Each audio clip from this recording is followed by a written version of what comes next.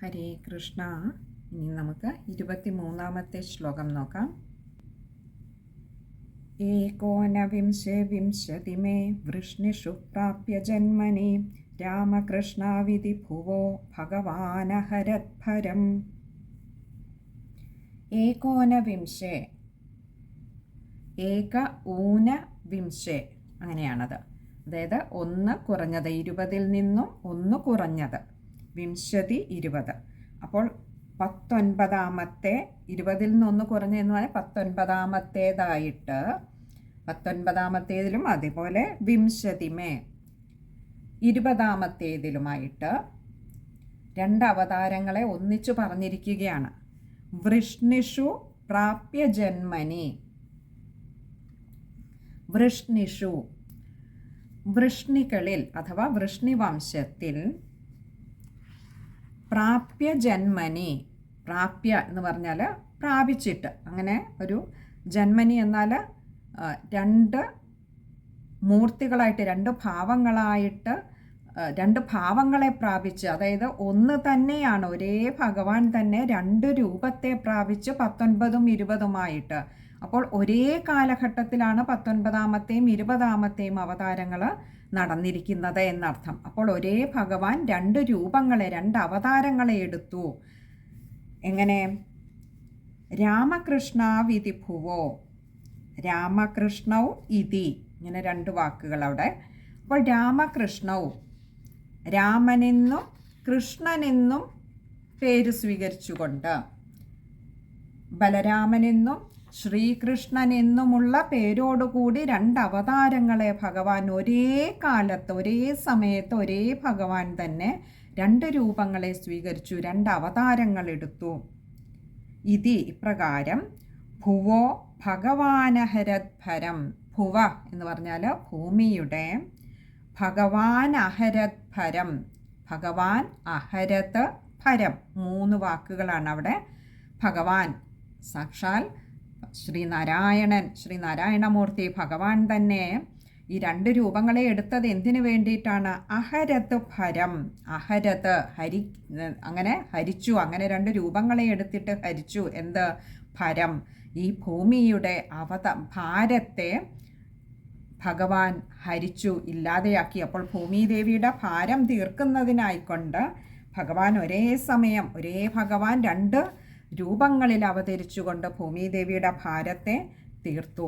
ആ രണ്ട് അവതാരങ്ങൾ ഏതൊക്കെയാണ്? 19ഉം 20ഉം എന്നാണെങ്കിൽ ബലരാമചന്ദ്രസ്വാമിയായിട്ടും, ബലരാമ ഭഗവാനായിട്ടും, അതേപോലെ ശ്രീകൃഷ്ണനായിട്ടും.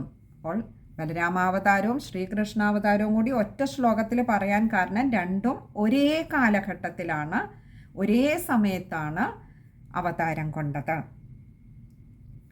ഇനി നമുക്ക് ആ ശ്ലോകം ഒന്നുകൂടി നോക്കാം. ഏകോനവിംശേ വിംശതിമേ വൃഷ്ണിഷു പ്രാപ്യ ജന്മനി രാമകൃഷ്ണാവിധി ഭുവോ ഭഗവാനഹരദ്ഭരം. ശ്ലോകം വായിക്കുമ്പോൾ ശ്രദ്ധിക്കേണ്ട കാര്യങ്ങൾ: ആദ്യത്തെ ശ്ലോകം, ആദ്യത്തെ പാദം എളുപ്പമുള്ളതാണ്. രണ്ടാമത്തേത് വരുമ്പോഴും എളുപ്പമാണ്, വായിക്കുമ്പോൾ ശ്രദ്ധിക്കേണ്ടത്. രാമകൃഷ്ണാവിധി, രാമകൃഷ്ണൗ ഇതിയാണ്. അപ്പോൾ അവിടെ ഇകാരം ശ്രദ്ധിക്കുക, പദം പിരിക്കണ്ട. അതുപോലെ ഭഗവാൻ അഹരത് ഭരം, ഭഗവാൻ അഹരത് ഭരമാണ്, അവിടെയും പദം പിരിക്കണ്ട. പക്ഷെ നായുടെ അകാരം ശ്രദ്ധിക്കുക, ഭഗവാൻ അഹരത്, അത് ശ്രദ്ധിക്കുക. ഇനി അടുത്തത് 24-ാമത്തെ ശ്ലോകമാണ്. തത കലൗ സംപ്രവൃത്തെ സമ്മോഹായ സുരദ്വിഷാം ബുദ്ധോ നാംനാ ജനസുതഃ കീകടേഷു ഭവിഷ്യതി. ഇനി അടുത്തത്, അപ്പോൾ ശ്രീ ബലരാമാവതാരവും ശ്രീകൃഷ്ണാവതാരവും കഴിഞ്ഞു. ഇനി അടുത്തത് തത കലൗ സംപ്രവൃത്തെ. തത പിന്നീട്, അനന്തരം, കലൗ ഈ കലിയുഗത്തിൽ, സംപ്രവൃത്തെ നന്നായി പ്രവർത്തിക്കുക.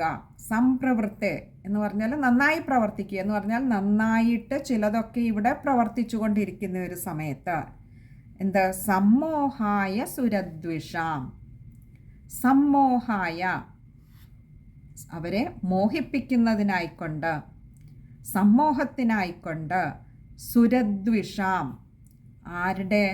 സുരദ്വിഷാം, സുരന്മാരെ ദ്വേഷിക്കുന്നവരായിട്ടുള്ളവരുടെ എന്ന് പറഞ്ഞാൽ അസുരന്മാരുടെ സമ്മോഹത്തിനായിക്കൊണ്ട്, അതായത് അവരെ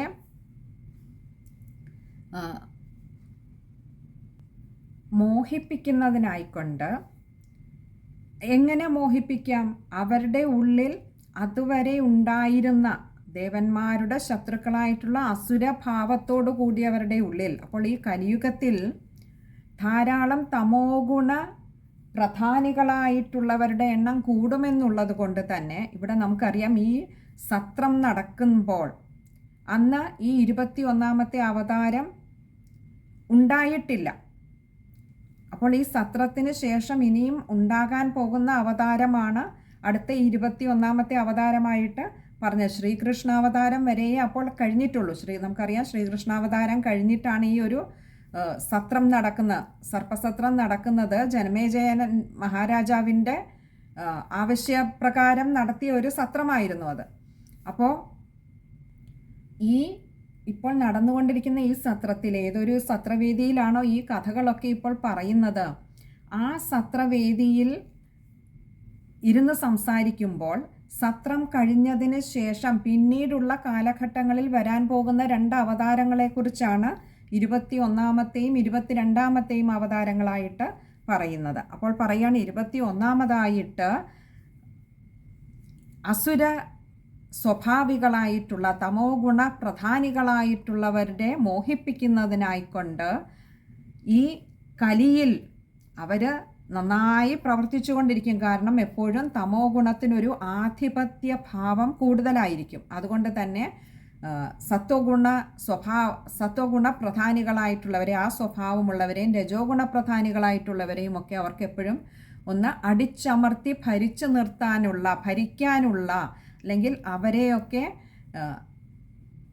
ദുർബലരാക്കാനുള്ള, നിഷ്പ്രഭരാക്കാനുള്ള ഒരു വൈഭവം ഈ തമോ ഗുണികൾക്ക് ഉണ്ടാകും. അതുകൊണ്ട് തന്നെ അവരെ മോഹിപ്പിക്കുന്നതിനായിക്കൊണ്ട് ഭഗവാനെ അവിടുന്ന് ഈ കലിയുഗത്തിൽ എന്തു ചെയ്യും? ബുദ്ധോ നാംനാജനസുതഃ. ബുദ്ധ എന്ന് പറഞ്ഞാൽ ബുദ്ധൻ, നാംന, ഇവിടെ നാംനാജനസുതഃ, നാംന അജനസുതഃ, ഇങ്ങനെ 2 വാക്കുകൾ അവിടെ വരുന്നുണ്ട്. അപ്പോൾ ബുദ്ധോ നാംന എന്ന് പറഞ്ഞാൽ ബുദ്ധൻ എന്ന പേരോടുകൂടി അജനസുതഃ, അജന പുത്രനായിട്ട്, അജനൻ എന്ന രാജാവിൻ്റെ പുത്രനായിട്ട് കീകടേഷു, കീകട രാജ്യങ്ങളിൽ ഭവിക്കും. അതായത് ഭഗവാന്റെ ഈ ഒരു സത്രവേദിയിൽ ഇത് പറയുമ്പോൾ, ഈ മഹാഭാഗവത കഥ പറയുമ്പോൾ അതുവരെ സംഭവിച്ചിട്ടില്ലാത്ത, കലിയിൽ സംഭവിക്കുവാനിരിക്കുന്നതായിട്ടുള്ള ബുദ്ധൻ എന്ന അവതാരത്തെക്കുറിച്ച് കൂടി മുൻകൂട്ടി പറഞ്ഞു. ഇനി അടുത്ത ഒരു അവതാരത്തെക്കുറിച്ച് കൂടി നമ്മൾ അടുത്ത ശ്ലോകത്തിൽ കാണും. അപ്പോൾ പറയുക, ബുദ്ധൻ എന്ന പേരോടുകൂടി അജനൻ എന്ന രാജാവിന് കീകട രാജ്യങ്ങളിൽ, ആ അജനൻ എന്ന രാജാവ് എവിടെ? ആ കീകട രാജ്യങ്ങളിലായിരിക്കും ഉണ്ടാവുക. അങ്ങനെ അവിടെ, അതായത് കപിലവസ്തു എന്ന് പറയുന്ന സ്ഥലത്ത് അജനൻ എന്നു പേരായിട്ടുള്ള ഒരു രാജാവുണ്ടാകും. ആ രാജാവിൻ്റെ പുത്രനായിട്ട് ബുദ്ധൻ എന്ന പേരോടുകൂടി ഭഗവാൻ അവതരിക്കും. എന്തിനായിട്ട്? ദേവശത്രുക്കളെയൊക്കെ തൻ്റെ ഉപദേശം കൊണ്ട് മോഹിപ്പിക്കുന്നതിനായിട്ട്. നമുക്കറിയാം, ബുദ്ധൻ ജനങ്ങളുടെ മനസ്സിൽ പരിവർത്തനം നടത്തിയത് തൻ്റെ സാത്വികങ്ങളായിട്ടുള്ള വാക്കുകളെ കൊണ്ടായിരുന്നു. ചില പരമമായ സത്യങ്ങളെ ബുദ്ധൻ പിന്നീടുള്ള തലമുറയ്ക്കും കൂടി കണക്കാക്കി പലതും പറഞ്ഞു. അതേപോലെ അന്നേ കാലത്തുണ്ടായിരുന്നതായിട്ടുള്ള അസുര ബുദ്ധികളുടെയൊക്കെ ഉള്ളിൽ ചലനങ്ങൾ സൃഷ്ടിക്കുന്നതിനും ബുദ്ധൻ്റെ വാക്കുകൾക്ക് കഴിഞ്ഞു. ഇനി നമുക്ക് ആ ശ്ലോകം ഒന്നുകൂടി നോക്കാം. തതഃ കലൗ സംപ്രവൃത്തെ സമ്മോഹായ സുരദ്വിഷാം ബുദ്ധോ നാംനാ ജനസുതഃ കീകടേഷു ഭവിഷ്യതി. ശ്ലോകം വായിക്കുമ്പോൾ ശ്രദ്ധിക്കേണ്ട കാര്യങ്ങൾ: തതഃ, അവിടെ വിസർഗമുണ്ട്. അതുപോലെ നാംനാജനസുതഃ, അവിടെയും വിസർഗമുണ്ട്. പകുതി ഹകാരത്തിൽ വായിക്കുക. ഇനി ഇനി അടുത്തത് നാംന അജനസുതഃ ആണ്. അവിടെ വിശ്ലേഷണം ഉള്ളത് കൊണ്ട് തന്നെ ആകാരം നീട്ടിയെടുക്കുക. നാംനാജനസുതഃ. ഇത്തരം കാര്യങ്ങളാണ് ആ ഒരു ശ്ലോകം വായിക്കുമ്പോൾ ശ്രദ്ധിക്കേണ്ടതായിട്ടുള്ളത്. ഇനി അടുത്തത് അവസാനത്തെ, അതായത് അവതാരങ്ങളുടെ പേര് എടുത്തു പറഞ്ഞുകൊണ്ടുള്ള ഈ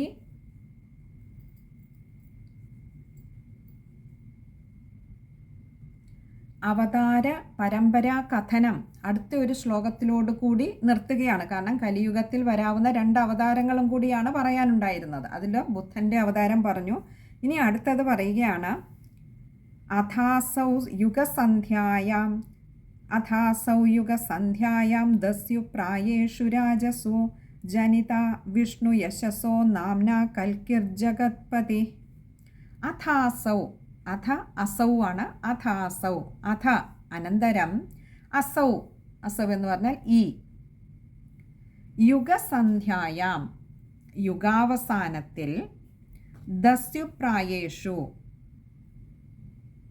കള്ളന്മാരെ പോലെയൊക്കെ ആയിരിക്കുമ്പോൾ, ആര്? രാജസു രാജാക്കന്മാർ കള്ളന്മാരുടെ സ്വഭാവം കാണിക്കുമ്പോൾ, അല്ലേ? കള്ളന്മാർ തങ്ങൾക്ക് വേണ്ടതെല്ലാം മറ്റുള്ളവരിൽ നിന്നും അപഹരിച്ചെടുക്കുന്നത് പോലെ ഭരണകർത്താക്കൾ, രാജാക്കന്മാർ ജനങ്ങളെ ചൂഷണം ചെയ്ത് തങ്ങളുടെ നന്മയ്ക്കു വേണ്ടി മാത്രം അത് എടുത്തു വെക്കുമ്പോൾ, തങ്ങൾക്ക് വേണ്ടി മാത്രം അത് കരുതി വയ്ക്കുമ്പോൾ, ജനിത വിഷ്ണു യശസ്സോ, ജനിത ജനിക്കും, ആര്? വിഷ്ണു യശസ്സോ വിഷ്ണു യശസ്സിൽ നിന്നും, നാംന കൽക്കിർജഗത്പതി. നാംന എന്ന് പറഞ്ഞാൽ അങ്ങനെ ഒരു പേരോട് കൂടി എന്ത്? കൽക്കിർജഗത്പതി. കൽക്കി എന്ന നാമത്തോടു കൂടി ജഗത്പതി, ഈ ജഗത്തിൻ്റെ മുഴുവൻ പതിയായിട്ടുള്ള ഭഗവാനെ അവിടുന്ന് ഈ കലിയുഗത്തിൻ്റെ അവസാനം, അതാണ് പറഞ്ഞ യുഗസന്ധ്യായാം യുഗാവസാനത്തിൽ, രാജാക്കന്മാരൊക്കെ കള്ളന്മാരെ പോലെ പ്രവർത്തിക്കുമ്പോൾ, അഥവാ അവർ നികൃഷ്ടരാകുമ്പോൾ, കള്ളന്മാർക്ക് ആരെയും ഇരകളാക്കാം, ആരോടും എന്തുമാകാം, അവർക്ക് തങ്ങളുടെ നേട്ടം, ക്ഷേമം, അതൊക്കെ മാത്രമാണ് അവരുടെ ചിന്തയിലുള്ളത്. അതുകൊണ്ട് തന്നെ അവർക്ക് ആരോടും എന്തുമാകാം. അപ്പോൾ ആ രീതിയിലേക്ക് ഭരണകർത്താക്കൾ അല്ലെങ്കിൽ രാജാക്കന്മാർ അധപ്പതിക്കുമ്പോൾ, വിഷ്ണു യശസ്സിൽ നിന്നും ഭഗവാനെ കൽക്കി എന്ന നാമത്തിൽ ജഗത്തിൻ്റെ മുഴുവൻ പതിയായിട്ടുള്ള ഭഗവാനെ അവിടുന്ന് ജനിക്കും. നോക്കൂ, കലിയുഗത്തിൽ വരാനിരിക്കുന്ന 2 അവതാരങ്ങളെ കൂടിയാണ് ഈ ശ്ലോകത്തിലും തൊട്ട് മുൻപുള്ള ശ്ലോകത്തിലുമായിട്ട് പറഞ്ഞത്. ഇവിടെ വിഷ്ണു യശസ് എന്ന് പറയുന്നത് ഒരു ബ്രാഹ്മണനാണ് എന്നാണ് ഭാഗവതത്തിൽ നമുക്ക് പിന്നീട് കാണാമത്. ആ ബ്രാഹ്മണന് കൽക്കി എന്നു പേരോടുകൂടി ഒരു പുത്രൻ ഉണ്ടാകുമെന്നും, ആ പുത്രൻ ഖഡ്ഗവും ഏന്തിക്കൊണ്ട് ലോകമാകെ ചുറ്റി സഞ്ചരിച്ച് ഈ രാജാക്കന്മാരെയൊക്കെ ഇത്തരത്തിലുള്ള കള്ളന്മാരെ, അല്ലെന്നുണ്ടെങ്കിൽ കള്ളത്തരത്തിലൂടെ രാജ്യം ഭരിക്കുന്ന, വേണ്ട വിധത്തിൽ രാജ്യം ഭരിക്കാത്ത ഭരണകർത്താക്കളെയൊക്കെ ഹരിക്കും എന്നാണ് പറയപ്പെടുന്നത്. അപ്പോൾ ഇവിടെ അവസാനത്തെ ഒരു അവതാരം ഇനി ഉണ്ടാകാനിരിക്കുന്നു എന്ന് പറഞ്ഞുകൊണ്ട് അവതാരങ്ങളുടെ ഒരു പരമ്പര, അങ്ങനെ എടുത്തു പറഞ്ഞ നാമങ്ങളോടുകൂടിയുള്ള അവതാര പരമ്പര, അങ്ങനെ ഈ ഒരു ശ്ലോകം കൊണ്ട് പറഞ്ഞു നിർത്തുകയാണ്. നമുക്ക് ആ ശ്ലോകം ഒന്നുകൂടി നോക്കാം. അഥാസൗ യുഗസന്ധ്യായാം ദസ്യു പ്രായേഷു രാജസു ജനിത വിഷ്ണു യശസ്സോ നാംന കൽക്കിർജഗത്പതി. ശ്ലോകം വായിക്കുമ്പോൾ ശ്രദ്ധിക്കേണ്ട കാര്യങ്ങൾ, അഥാസൗ, അവിടെ അഥ അസൗ ആണ്, അകാരം നീട്ടിയെടുക്കുക. പിന്നെ അടുത്തത് കൽക്കിർജഗത്പതി, അവിടെ ജ കൂട്ടക്ഷരമാണ്, അതുപോലെ വിസർഗമുണ്ട്. പകുതി ഹകാരത്തിൽ വായിക്കുവാൻ ശ്രമിക്കുക. ബാക്കിയൊക്കെ എളുപ്പമുള്ള വാക്കുകളാണ്. ഇനി അടുത്തത് 26-ാമത്തെ ശ്ലോകമാണ്. അത് നമുക്ക് അടുത്ത സത്സംഗത്തിൽ കാണാമെന്ന് കരുതുന്നു. ഹരേ കൃഷ്ണ.